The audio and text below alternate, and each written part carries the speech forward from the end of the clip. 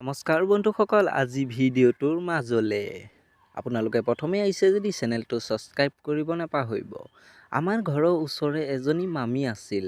তাইৰ নাম হ'ল পূৰ্ণিমা। দেখাই শুনাই একেবাৰে পূৰ্ণিমা জোনটিৰ দৰে। বয়স বেছি হোৱা নাই, মাথো ২৭ বছৰমান হৈছে। তাই আমাৰ ঘৰলৈ আহি থাকে আৰু তাইক মই বাৰে বাৰে চাই থাকোঁ তাই সেই দুটালৈ। আৰু তাই আমাৰ ঘৰলৈ ডং ডংকৈ আহিলে তাই সেই দুটা ছিঙি যাওঁ কৰে। কি ৰঙা বগা মাল আছিল।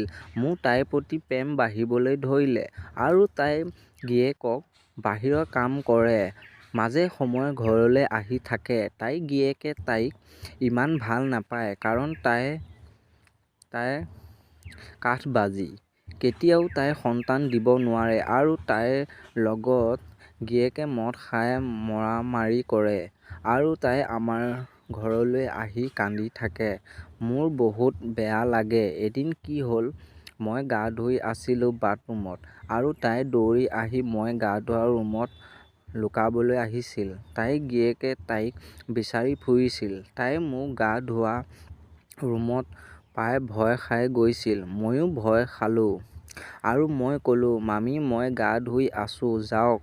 আৰু তাই ক'লে, ৰ'বা অলপ সময়, ইয়াত থাকিলে দেখা নাপায়। আৰু মোৰ বহুত লাজ লাগিছিল কাৰণ মই এটা জাঙিয়া পিন্ধি গা ধুই আছিলোঁ। আৰু তাই মোলৈ চাই ক'লে, বাহ ল'ৰাটো ডাঙৰ হৈছে দেই, মালটো ডাঙৰ হৈছে বুলি কৈ তাই যাওঁতে মোৰ মালটোত থপকৈ মাৰি গৈছিল আৰু মোৰ সেইটো মামীৰ হাত লগাত লহপহকৈ খাৰা হৈছিল। সেইদিনা পৰা মই তাইক চাই থাকোঁ কোন দিনা মই বিলাহী দুটা পিটিকিব পাব। তাইক দেখিলে মোৰ টুপিৰ আগত পানী ৰয়। কি কৰোঁ কি নকৰোঁ লাগে। দুদিনৰ পাছত তাইৰ গিৰিয়েক বাহিৰত গ'ল। তাইৰ গিৰিয়েকক বাহিৰত যোৱা বহুত ভাল পাইছিল। তাইৰ গিৰিয়েকে তাইক ইমান ভাল নাপাইছিল, তাইক মাৰিয়েই থাকে।